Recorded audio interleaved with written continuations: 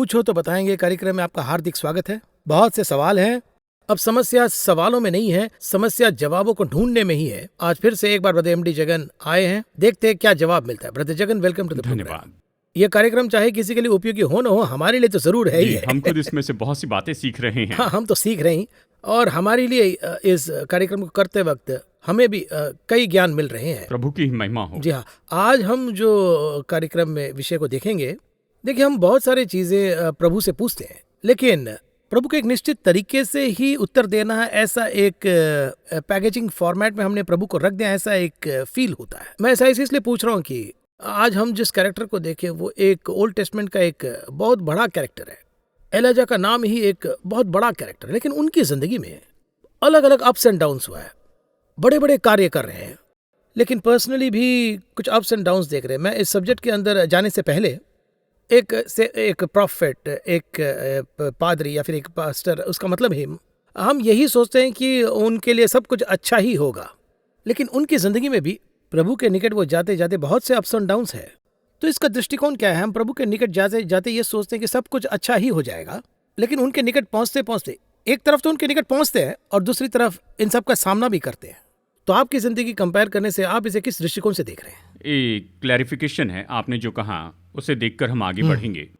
एलिया केवल पुराने नियम का भविष्यवक्ता नहीं है, नए नियम में भी उसकी सेवकाई है। ये केवल दो लोगों के लिए उपलब्ध है, एक तो मूसा, दूसरा एलिया। ये दोनों मसीह से मिलने के लिए आए थे और फिर प्रकाशित वाक्य में भी इन दोनों की सेवकाई आती है। इन दोनों के ही आने की ज़्यादा संभावना है, यानी नए नियम में भी इसकी सेवकाई इस तरह से कह सकते हैं। और इसके बाद में देखिए किस तरह परमेश्वर से हम अपना संबंध बनाकर रख सकते हैं, हमारे जीवन में से हम कैसे कर सकते हैं, ये भी हम यहाँ देख सकते हैं। कई बार परमेश्वर हमारे अनुसार डिजाइन करते हैं, क्योंकि हम परमेश्वर के स्वरूप का अंदाजा लगाते हैं, कहते हैं परमेश्वर ऐसे हैं, परमेश्वर वैसे हैं। इसलिए एक समय काल में परमेश्वर को क्रोधी परमेश्वर के रूप में देखा गया। परमेश्वर दंडित करते हैं सोचा, फिर देखा परमेश्वर तो प्रेमी हैं। एक समय तक परमेश्वर को अनुग्रह के परमेश्वर के रूप में देखा, उसे न्यायाधीश के रूप में नहीं देखा, ये कॉन्सेप्ट ही नहीं रखा। देखिए इस तरह से उसके बहुत से डायमेंशंस हैं। यदि आप पूछे कि मनुष्य के कितने चरित्र होते हैं या स्वभाव होते हैं, तो इसके बारे में हिंदी में कह सकते हैं 9 रस कहते हैं, यानी चेहरे पर 9 भाव दिखा सकते हैं। यानी उसमें इस हद तक की बातें होती हैं। उदाहरण के लिए निराशा होती है, दुख होता है, और फिर उसके बाद में आनंद होता है, और फिर आंसू, क्रोध, भावनाओं के बारे में कह रहा हूँ। ये सब कहाँ से आता है? ये सब जो है ये हमें कहाँ से आया है? तो प्रभु ने ही रखा है ना। मनुष्य परमेश्वर के स्वरूप में है, इमेज ऑफ गॉड, यानी परमेश्वर की समानता में, उसके स्वरूप में मनुष्य में जो है ये परमेश्वर से आया है। अगर वहीं से आया है तो वहां पर है ना, वो ये सब उसमें है ना। देखिए मैं हमेशा ये बात कहता हूँ कि हमें अपनी दिशा बदलनी चाहिए। देखिए परमेश्वर मिलाप वाले तंबू में, जैसे मैं कहता हूँ, मिलाप वाले तंबू को अगर हम बाहर से देखें, परमेश्वर तो अंदर से बाहर देख रहे हैं। जब हम परमेश्वर के जैसे भीतर से बाहर देखेंगे तब परमेश्वर को जान पाएंगे। सामान्य रूप में चर्च में हम यहाँ से परमेश्वर को देखते, प्रभु के नजर से यहाँ देखना है, तभी हम बहुत से विषयों को जान पाएंगे। ऐसा होने पर हमारी प्रार्थना ही बदल जाएगी, प्रार्थना बदल जाएगी, है ना, दिशा ही बदल जाएगी। क्योंकि कहीं लिखा है कि आप क्या प्रार्थना करते हैं आपको मालूम नहीं, लेकिन पवित्र आत्मा आपको महसूस कराएंगे। जी, लेकिन हमने खुद एक प्रार्थना के लिए फॉर्म रखते हैं। पर यहाँ पर क्या हो रहा है, देखिए जब परमेश्वर को देखने का जो नजरिया है वो बदल जाता है, हम परमेश्वर को समझने लगेंगे। इसलिए आप देखिए बाइबल में 2 जगह पर है, उसकी महानता को समझने के लिए हम बुद्धि पाए, इस तरह पौलुस कहता है, पतरस कहता है परमेश्वर को जानने की बुद्धि, उस परमेश्वर को हम समझ पाए, यही हमारे जीवन की एक उपलब्धि है। हमारे जीवन का लक्ष्य यही है, परमेश्वर को समझ पाए, बस यही। तो चलिए इन दिनों की बात को देखते हैं। पति और पत्नी शादी के पहले वो क्यों मंगनी करते हैं और बातें करते हैं? To know each other, to understand, को जान पाए, है ना, बेसिकली अंडरस्टैंड करने के लिए। बहुत बातें करते हैं, मंगनी के बाद इतनी बातें करते हैं, यहाँ तक कि मंगनी के बाद बहुत बातें करते हैं, पर कुछ शादी के 3 महीने बाद अलग हो जाते हैं। कहते हैं शादी के पहले ये बहुत अच्छी बातें करता था, तो आप उनके बारे में क्या समझ पाए? ठीक है, चलिए इसे यहाँ पर एक और एंगल से देखते हैं। क्या सही है क्या गलत है ये नहीं कह रहा हूँ, उदाहरण के लिए कह रहा हूँ। हमारे माता पिता या दादा दादी के समय में मंगनी के बाद ये बातें करें ऐसे कोई विषय नहीं था। उसी दिन देखते हैं, उसी दिन मैरिज हो जाती। शादी के दिन दुल्हा दुल्हन एक दूसरे को देखते थे, है ना, लेकिन 25, 30 साल, 50 साल, यहाँ तक कि मरने तक एक साथ रहते हैं। तब के और आज के डिवोर्स रेट में देखिए कितना फर्क है, बहुत ज्यादा है, हमने ये देखा है। लेकिन बात ये है कि जिंदगी क्या है ये देखने के लिए वो एक साथ आगे बढ़ते चले गए। आज कोई भी समझने की मानसिकता नहीं रखता है। मेरे पास मेरा इंडिपेंडेंस है, आपके पास आपका इंडिपेंडेंस है, आपको समझने की जरूरत नहीं, आप मेरी जरूरत के अनुसार नहीं बदलेंगे। यही तो बात लड़कों में होती है, पति में होती है। मुझे तुम्हें नहीं समझना है, तुम मेरी जरूरत के अनुसार बदलो। जब एक दूसरे को समझने की इच्छा होती है तो परिवार अच्छा होता है। They have to understand. देखिए सभी बातों के लिए करना जरूरी है, समझना चाहिए, तभी तो पति और पत्नी एक साथ रह पाएंगे। एक समय पति कहता है मेरी पत्नी ऐसी ही है, ये नहीं बदलेगी, वो इस तरह से कहते हैं और ये उन्हें बदलना चाहते हैं। दूसरी तरफ पत्नी कहती ये ऐसे ही है, ये नहीं बदलने वाले। ये कहकर क्या करने की कोशिश करती है? ऑल्टर करना चाहते। एक दूसरे को समझकर जीवन जीने का ये जो कॉन्सेप्ट है, ये परमेश्वर और हमारे बीच में है। बात यह है परमेश्वर हमें पूरी रीति से समझते हैं। जब हम पाप करके गिर जाते हैं, ओ ये निर्बल हो गया, मैं इसे उठाऊंगा, ये समझते हैं। कई बार बहुत ज्यादा आशीष पाने के बाद में जब हम नाचने लगते हैं, ओ ज्यादा पैसे हो गए इसलिए नाच रहा है, इसलिए मारते भी हैं। पर वो जो भी करते हैं वो समझते हैं, करेक्ट करते ही रहे, वो सुधारते हैं। हम कब परमेश्वर को समझेंगे? इस तरह से परमेश्वर को समझने की इच्छा ही हम में नहीं है। कहा जाए तो हम उनके हाथ को ही देख रहे हैं, उनके हृदय को नहीं देख रहे। उसका हृदय नहीं, सुंदर शब्द हैं, बस हाथ को देखते हैं। वो क्या देंगे, वो क्या देंगे, वो क्या देने वाले हैं, वो क्या सोच रहे हैं, उसके विचार क्या है, ये हम नहीं देखते हैं। देखिए परमेश्वर को जानने की बुद्धि हमें चाहिए, इसके लिए बहुत बड़ी प्रोसेस होती है। पौलुस के विषय में देखे तो बहुत विषय कह सकते हैं। मुख्य रूप में कहता है सारी बातों को मैं कूड़ा समझता हूँ। उसने क्यों छोड़ दिया, उसने क्या छोड़ा, ये देखिए। गमालियल से शिक्षा पाई। देखिए संसार में उस समय में ये एजुकेशन पढ़ाई के क्षेत्र में, एकेडमिक में बहुत स्ट्रांग था, वेरी पावरफुल नॉलेजेबल पर्सन। जी हाँ, थियोलॉजी धार्मिक क्षेत्र में वो तो बहुत ही माहिर था। वो कहता है व्यवस्था के बारे में तुम मुझ पर कोई दोष नहीं लगा सकते हो, इस पूरी पृथ्वी पर इस तरह से कोई नहीं कह सकता है। तो चाहिए धार्मिक पढ़ाई हो, सांसारिक एकेडमिक हो, सभी में अच्छा था। इन सबसे परे धन और ओहदे के बारे में उसके पास में सब कुछ था, लेकिन परमेश्वर को जानने के लिए, उसे समझने के लिए कहता है वो सब रुकावटें हैं। ये कई बार रुकावट क्यों होते हैं? यदि धन है तो परमेश्वर को क्यों नहीं जान सकते? यानी कि धनी परमेश्वर को नहीं जान सकता। भरे हुए बर्तन को हम और किसी चीज से नहीं भर सकते, क्योंकि वो खाली नहीं है। ये उसे अंदर जाने नहीं देता। ये जो संसार का ज्ञान है उसे रोकता है। पौलुस के सांसारिक ज्ञान और एकेडमिक के द्वारा वो 13 किताबें नहीं लिख सकता था, इसकी संभावना ही नहीं थी। लेकिन अगर उसी ज्ञान से वो किताब लिखता, आज हम जो पढ़ रहे हैं वो शायद हमें समझ में नहीं आया, हम नहीं समझ पाते और वो बाइबल भी नहीं बनती। सिर्फ वही समझ पाए। जी, बाइबल लिखने के लिए सबसे पहले उसे खाली होना पड़ा। अब देखिए मूसा को ही लीजिए। मिस्र में मूसा के जैसे कानून व्यवस्था को जानने वाला कोई नहीं था। प्रेतों के काम में बताया, लेकिन 40 साल तक उसने भेड़ बकरियां चराई। दे वांट टू रिमूव, अंदर से सब कुछ खाली करना पड़ता है। किस लिए? परमेश्वर को समझने के लिए। तो परमेश्वर को जानने के लिए सभी लोग इसी विषय के ऊपर कॉन्सेंट्रेट करते हैं। आज हम परमेश्वर को जानने की इच्छा नहीं रखते, बस उसका उपयोग करना चाहते हैं। परमेश्वर का उपयोग करके, जैसे आपने कहा, हम परमेश्वर का उपयोग करके केवल उससे कुछ पाने की मनसा रखते हैं, पर नहीं जानते वो क्या सोचते हैं, कैसे काम करते हैं। नहीं मतलब क्या मिलेगा उससे भी आगे बढ़कर हम ऐसे स्टेज में आ गए कि हम पूछ रहे हैं क्यों नहीं दे रहे। हम उसका गलत उपयोग करने के स्टेज पर आ जाते हैं, हम उसके विरुद्ध कुड़कुड़ाते हैं। इसराइलियों जैसे इतने दिनों से मांग रहे, कुछ नहीं दिया। क्या परमेश्वर के पास सुनने के लिए कान है? हम कब से मांग रहे हैं, कब से प्रार्थना कर रहे हैं।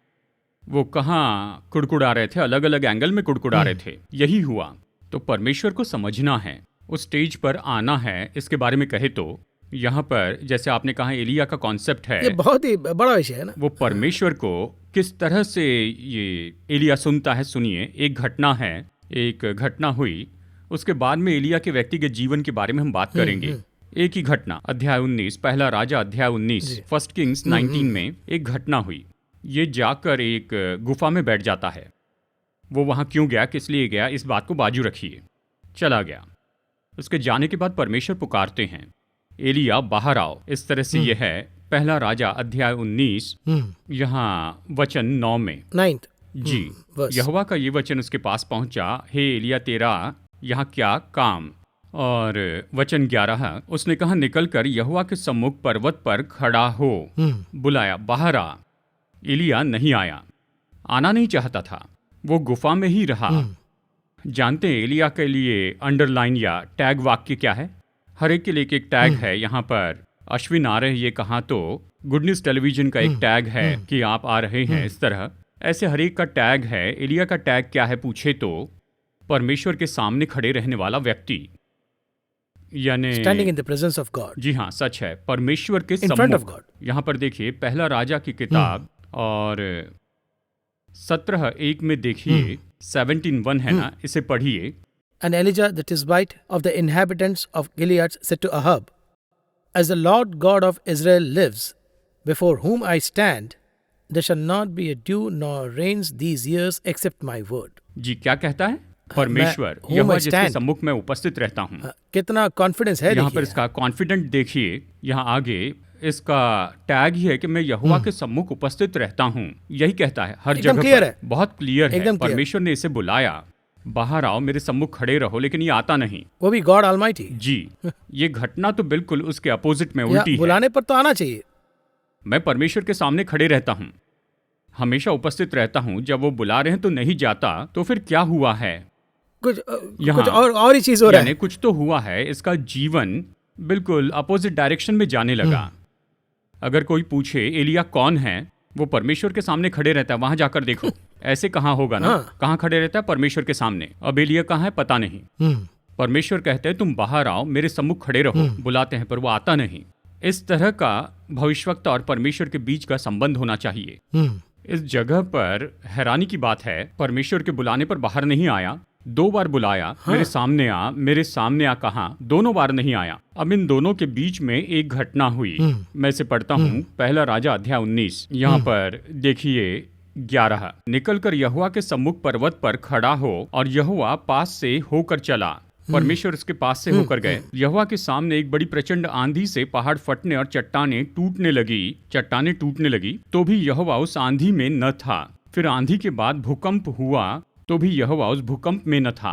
फिर भूकंप के बाद आग दिखाई दी, तो भी यहोवा उस आग में न था। इसका मतलब क्या है? ये एक एक क्रॉस करके जा रहे थे। एलिया बाहर नहीं आया, वो तो अंदर में ही था। प्रभु बुला रहे थे बाहर आओ, बाहर आओ। वो यहाँ पर सूंघ रहा था कि प्रभु कौन से माइंड में हैं। पहले वचन कहता है बड़ी आंधी चली कि पहाड़ फटने और चट्टानें टूटने लगी। मतलब जरा सोचिए वो कितने क्रोधित होंगे, यानी ये कितने टेंशन में आ गया होगा। तो Elijah knows the emotions of God. यही है, इससे प्रोग्राम शुरू करते हैं। इमोशंस जो है वो अप एंड डाउन, वो प्रभु के कैरेक्टर को समझकर मैं प्रभु के सामने खड़ा हूँ। जो कैरेक्टर है ये बहुत ही महान कैरेक्टर। अगर ऐसे व्यक्ति हैं कि परमेश्वर के सामने खड़े रहते हैं तो उसे समझ पाएंगे कि ये तो क्रोधित हुए हैं और ये ऐसे इस तरह से है। उसके बाद में देखिए यहाँ पर अगला वचन कहता है पहले तो आंधी चली, फिर भूकंप आया था, उसके बाद आग। एक एक विपत्ति देखिए। भूकंप यानी विपत्ति, आग जो भस्म करती है, यानी वो इस तरह के माइंड में थे। कहा जाए तो इससे पहले ही इनके प्रार्थना पर अग्नि भी आए, आग उतर आई थी। उस हद तक वो कॉन्फिडेंटली डील कर इसने आग बरसाने को कहा और आग बरसी। जब वैसी आग आई तो ये अंदर जाकर बैठ गया। इन दोनों अग्नि में फर्क है, डिफरेंस है, और वो उसे समझ भी रहे। जी ये समझ गया था। देखिए एक उदाहरण प्रभु ने मुझे दिया है। नूह के जहाज में वो सब लोग थे, ठीक है। जल प्रलय से जगत नाश हुआ। जल प्रलय से जगत को नाश करे, यही तो कॉन्सेप्ट था। पर पानी के बिना ही जहाज नहीं उठता। करेक्ट है ना। जहाज के उठाए जाने के लिए पानी चाहिए था। साथ ही जल प्रलय से सब नाश होना था। पानी के 2 स्वभाव हैं, नूह के जहाज को उठाना और बाकी को मार देना, जगत को नाश करना। वचन के 2 पहलू है। ये तो 2 धारी तलवार है, एक तरफ काटती है, एक तरफ सही करती है। तो उसे ध्यान से हैंडल करना। जी प्रभु भोज के 2 पहलू हैं। सही तरह से ले तो अनंत जीवन पाएंगे, अनुचित रीति से ले तो मृत्यु है। एक ही प्रभु भोज के 2 पहलू हैं, एक तलवार 2 धारी। नूह के एक जहाज के 2 कॉन्सेप्ट हैं। वैसे ही परमेश्वर की आग भी है। जो इसे स्वीकार करते हैं उन्हें वो अभिषेक देकर ऊपर उठाते हैं, गलत करे तो जलाकर भस्म करेगी। ये न्याय है। हैंडल करना और हैंडल करना जानना चाहिए और हमें उसे वैल्यू करना है करेक्टली। वो यहाँ इसके वैल्यू जानता था, परफेक्ट वैल्यू दिया। अभी इस समय बाहर नहीं जाना है, साहब गुस्से में हैं। मैं एक सवाल पूछता हूँ, वो तो इतना सब कुछ जानते हैं, डर के मारे वो भाग रहे हैं। ऐसा एक स्वभाव इतने बड़े आदमी को भी होगा, ऐसा एक आमतौर पर तो हम बताते हैं, लेकिन ये बहुत बड़ा कैरेक्टर है। जरा सोच के देखिए, ये इस तरह है। हाल ही में एक घटना प्रभु के एक भारत के ही किसी राज्य में वो प्रभु के दास को अरेस्ट करना चाहते थे, क्योंकि वो तो परमेश्वर की सेवकाई कर रहे थे। वो वहाँ से बचकर निकल गए और फिर दूसरे स्टेट में गए। जब उनसे पूछा गया कि आप यहाँ पर क्यों आए हैं, मुझे अरेस्ट करने के लिए खोज रहे थे, मैं निकल कर आया इस तरह से। तो मेरे अंदर में ये विचार आया, यानी इनके अंदर पहले जैसे साहस नहीं है, इस तरह से।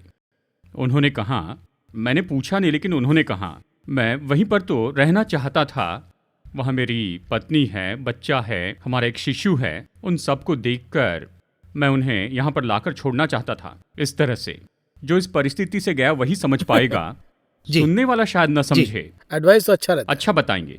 अब एलिया कौन है ये पूछे तो पूरे इस्राएल का वो टॉप भविष्यवक्ता था, लेकिन उसे मार देंगे किसने कहा था? रानी ने कहा था।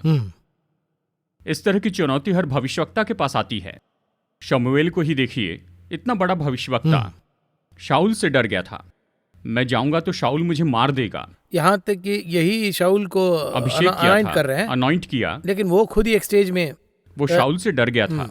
मैं यही कहना चाहता हूँ, मनुष्य का ह्यूमन नेचर, चाहे हम जितनी भी प्रभु की सेवा करने वाले लोग हो, पर मनुष्य का स्वभाव हम में काम करता है। देखिए, संदेश में हम कहते हैं, यानी आकाश से आग बरसाने वाला एलिया भाग गया। उसकी परिस्थिति से देखिए, वो भी शारीरिक व्यक्ति है, डरता था किसी समय पर, लेकिन देखिए ऐसी परिस्थिति पौलुस ने कैसे हैंडल की। ऐसी परिस्थिति को उसे एक और डायमेंशन में, अलग डायमेंशन में सही तरह से हैंडल किया। यहाँ पर बात यह है कि आसपास के लोग कह रहे थे तुम चले जाओ चले जाओ, इसने कहा कोई परवाह नहीं। उसने कहा मैं यहीं पर रहूंगा, मैं उसके लिए केवल बंदी होने के लिए नहीं, लेकिन मरने को भी तैयार हूं। देखिए, ये पूरा अपोजिट था। हम परिस्थिति कैसे हैंडल करते हैं, क्या करते हैं, ये अलग है। देखिए, यहाँ एलिया के लिए कहा, यहजबेल ने कहा कल इसी समय 24 घंटे में एक वार्निंग देने, जी हाँ, मैं उसका सर काट दूंगी, बस मुझे एक दिन बच के रहना है, जैसे तैसे ये एक दिन खत्म हो जाए। ये एक तरफ है। देखिए, ये तो सच में बहुत अच्छा वैल्यूएबल सवाल है। सबके जीवन में ऐसी घटना होती है, हम अपेक्षा नहीं कर सकते, यानी अंत तक ऐसे रहेंगे, स्मूथ रहेगा नहीं, जी हाँ। उन सारी बातों को उस समय हैंडल करना एक बात है, उन्हें कैसे हैंडल करेंगे, इस तरह से ये है। अब यहाँ पर ये बाहर आता है, वो परमेश्वर को देखता है। यहाँ पर ये कहता है कि उसने एक धीमी आवाज सुनी, अंत में कहता है यहाँ पर वचन 12 में, फिर आग के बाद एक दबा हुआ धीमा शब्द सुनाई दिया। 13, ये सुनते ही एलिया ने अपना मुंह चादर से ढांपा और बाहर जाकर खड़ा हुआ। इसका ये अर्थ है वो जान गया कि परमेश्वर साइलेंट हो गए, कूल हो गए, शांत हो गए। अब हम जब चट्टानें टूट रही थी तो सोचिए कितनी आवाज हुई। इस तरह से हर बात के बारे में सोचता है। अब परमेश्वर थोड़े माइल्ड हो गए हैं, ठीक है मैं बाहर जाता हूँ, अब जाऊंगा तो वो नॉर्मल रूप में बात करेंगे। अब ये परमेश्वर को समझने का जो स्वभाव है, यही हर एक में होना चाहिए, हर एक प्रभु के दास में होना चाहिए, हर विश्वासी में होना चाहिए। क्या उसे समझ सकते हैं? उसे समझने के लिए तो बाइबल लिख कर दी है। उसी वजह से तो ये स्टोरी, ये कहानी यहाँ इसलिए है, नहीं तो इसे लिखने की जरूरत ही नहीं थी। तो सामान्य रूप में ये घटना बताकर आगे बढ़ जाते कि एलिया को परमेश्वर ने ले जाकर अलग तरह से उपयोग किया। इंच बाय इंच क्यों बताया गया है? पहले तो हमें परमेश्वर को पहचानने के स्टेज में आना है। यदि उस स्टेज तक नहीं पहुंचे तो क्या होगा? जब वो क्रोध में, तभी आप जाकर बिल्कुल उसके उल्टे ही बात करेंगे। देखिए, कई बार ये हमारे जीवन में भी होता है।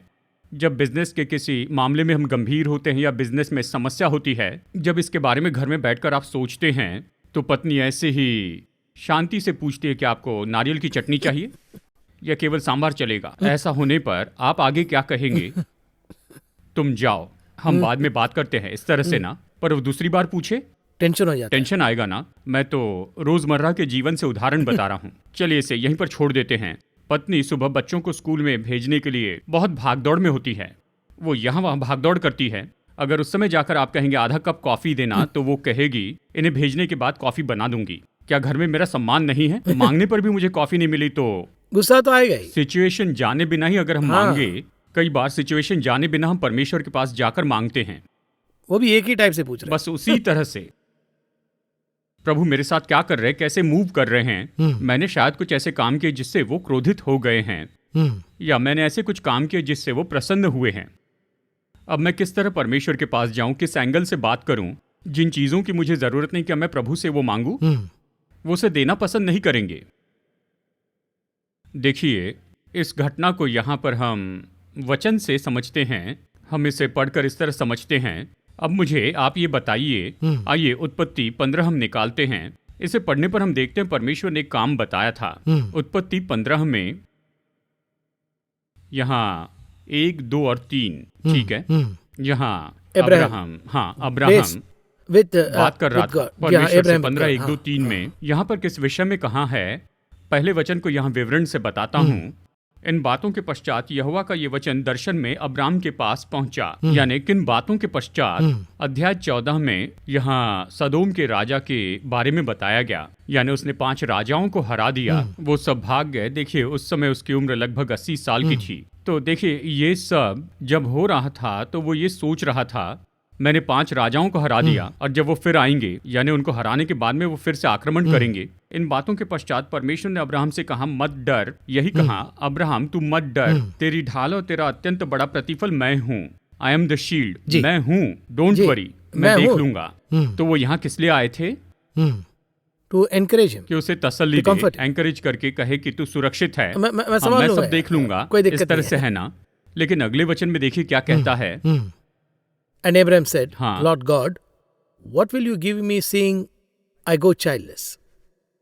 यहाँ पर वो क्या करता है, यहाँ पर वो क्या कर रहा है? उनका आने का पर्पस अलग है। वो तो तसल्ली देने के लिए आए थे, पर ये क्या कहता है, मुझे संतान नहीं है। कहने के बाद ऑप्शन देता है, मेरे घर में एक दास है एलियाजर, क्या मैं उसे गोद ले लूं? ठीक है, यहाँ तक तो यानी ये तो गलत जगह है, पूछने की जगह नहीं थी, है ना? ठीक है। वचन 3 में पढ़िए, तीसरा वचन जी। Then Abraham said, Look, you have given me no offspring. Indeed, one born in my house is my heir. Okay, then Abraham, इस तरह है ना। पहले तो इसी ने बात की, तो फिर क्यों दूसरी बार कह रहा है? ये अर्थ है ना कि पहले सवाल का जवाब नहीं आया। जी, इसने कहा, परमेश्वर मेरी कोई संतान नहीं है, क्या मैं एलियाजर को अपना बेटा बना लूं? इस तरह से कहा। अब तुरंत इसके लिए उसे जवाब देना चाहिए था ना, जवाब नहीं दिया, यानी आई एम नॉट इंटरेस्टेड, यही अर्थ है। फिर से अब्राहम, देखिए ऐसे बैठा था अब्राहम, क्या मैं अपने घर में से किसी और को चुन सकता हूं? ये खुद आइडिया दे रहे हैं, ये आइडिया दे रहा है। इन दोनों वचनों के बीच में परमेश्वर चुप थे, परमेश्वर साइलेंस थे। मैंने सवाल पूछा है, आप जवाब दीजिए। तो फिर अगला सवाल पूछता है, तो इस बीच में क्या नहीं किया, जवाब नहीं दिया। ये साइलेंस क्यों है? इस साइलेंस को हमें समझना होगा। देखिए, हमें साइलेंस अच्छे के लिए ही, ये भी समझ नहीं पाए, नहीं समझते। ये उसे तसल्ली देने आए थे, और उस साइलेंस के अंदर प्रभु एक बात को कह रहे हैं। उसकी चुप्पी में ही एक जवाब है। कई बार जब आप चुपचाप रहते हैं तो यू आर नॉट इंटरेस्टेड, ये अर्थ है। कई बार सवाल पूछे विषय पर जवाब मिलता है तो उसे स्वीकार करते, तो शांत रहते, चुप रहना। लेकिन यहाँ पर देखिए, परमेश्वर ने इसे कोई जवाब नहीं दिया, लेकिन ये बात कर रहे हैं फिर से यही तो है। देन अब्राहम, ये देन शब्द आया है, साइलेंस के बाद में ये आया है। कहिए कि मैंने कोई सवाल उठाया है पर रिप्लाई नहीं आया। फिर से अगेन जब आए तो मैं खुद एक आइडिया फिक्स अगला आइडिया मैं दूंगा, क्योंकि आपने जवाब नहीं दिया। ये व्यक्ति परमेश्वर को नहीं समझा है। ये तो बहुत ही रिस्की विषय है। अब यहाँ पर क्या हो रहा है, वो ऑप्शन दे रहा है। अब क्या हुआ, देखिए, इसके पूछने के बाद में उसने फिर से यहाँ पर दूसरी बार ये पूछा, ठीक है, जो तुझसे उत्पन्न होगा वही तेरा वंश होगा। अब देखिए, ये वचन सुनने के बाद इसने क्या निर्णय लिया, मेरा वंश। तो इसके बाद में हाजिरा आती है, ये 15 में हुआ, 16 में हाजिरा आ गई, इश्माइल आ गया। अब ये रूट कैसा हो गया, ट्रैक बदल गया प्रभु के बात करने के बावजूद। जी, परमेश्वर ने कहा तेरा वंश, सारा के बारे में नहीं कहा। अब देखिए, ये अंत में कहां पर गया ये बता रहा हूं। वो हाजिरा के पास गया, हाजिरा से इश्माइल पैदा हुआ। उसके बाद 13 साल तक प्रभु ने बात नहीं की, साइलेंट हो गए। 99 साल की उम्र में प्रभु ने बात की। वचन 17 में है, माफ कीजिए 17वें अध्याय में है। जब परमेश्वर साइलेंट होते हैं और आप भी साइलेंट होते हैं तो अगला जवाब वो देंगे। यही परमेश्वर को समझना है। बाइबल में इस तरह से परमेश्वर के चरित्र को समझने के बारे में बताया है। इस तरह यहाँ बताया है। कितनी बार हमने उसके साइलेंस को स्वीकार किया है, बताइए। उत्तर नहीं दिए कहकर दुखी होने वाले लोग भी है। कहा जाए तो फास्टिंग इन प्रेयर, मतलब और भी मतलब इंटेंशन में भी राइट, लेकिन अगर हम उन्हें समझ लिए तो उनकी मौनता में भी कुछ विषय है, ऐसा एक जवाब नहीं दिया इसलिए हम खुद निर्णय लेने लगते हैं। देखिए ये भी तो होता है। उसके अलावा डिसीजन लेकर रॉन्ग ट्रैक में जाना तो और भी जोखिम भरा चीज देखिए है। यहाँ ये अपने 13 साल खो चुका। इस तरह से परमेश्वर को समझना बाइबल में बहुत महत्वपूर्ण है। Understanding understanding the nature of God, परमेश्वर के स्वभाव को समझना बहुत ही महत्वपूर्ण है। बहुत सारे सवाल इसके अंदर है। इस कार्यक्रम को हमने अभी अभी शुरू किया, अभी समाप्त होने चला। दर्शकों के लिए एक बात हम कहते ही आ रहे हैं, ये उनका स्पिरिचुअल जर्नी, ये सिर्फ हमारा ही जर्नी नहीं है। कोई भी इसे देखे तो, कभी भी देखे तो, कैसे भी देखे तो, इसमें बहुत से अच्छे टेक अवेज है। सो मैं ये समझता हूँ कि अगले एपिसोड में वापस I am coming back to Elijah. बहुत बड़े प्रॉफिट है वो, मतलब बहुत ही बड़े क्या कहे, एक महान प्रभु का दास है। बहुत सी बातें हम सीख सकते हैं। अप्स एंड डाउन्स है हमारी जिंदगी में भी, हम फेस करें प्रैक्टिकल प्रॉब्लम्स को। तो फिर से अगले कार्यक्रम में हम बहुत सारे सवाल पूछेंगे। इस कार्यक्रम में आने के लिए धन्यवाद। बहुत सारे कमेंट्स आ रहे हैं। बहुत लोग कह रहे हैं कि अभी अभी आपने शुरू किया, अभी समाप्त कर रहे हैं, लेकिन बहुत से लोग कह रहे हैं 1 घंटे का प्रोग्राम बनाइए, मत सुनिए। उस पे भी प्रैक्टिकल समस्याएं हैं। बट एक और विषय है जिसे मैं एक विनती के तौर पर रख रहा हूँ दर्शकों के सामने। बहुत लोग देखकर प्रार्थना कर रहे हैं, लेकिन कितने लोग हमारे लिए प्रार्थना कर रहे हैं? जी ये बहुत महत्वपूर्ण है ना? उन्हें हमारे लिए और टीवी चैनल के लिए प्रार्थना करनी चाहिए। हाँ, मैं इसे एक सवाल के तौर पर रख रहा हूँ। मैं दर्शकों के लिए सामने एक सवाल रख रहा हूँ। हाँ, हम तो इस कार्यक्रम को कर रहे हैं, लेकिन इसके पीछे कितना प्लस और माइनस है वो परमेश्वर ही जानते हैं। जी। इसलिए दर्शक हमारे लिए प्रार्थना करें, ये हम मुख्य रूप से चाहते हैं। विनती है। वेरी वाह, वो हमारा रिक्वेस्ट है, हमारी विनती है। एनीवे, अगले एपिसोड में बहुत से सवाल है। Again I will meet you again. Thank you और नमस्कार। धन्यवाद।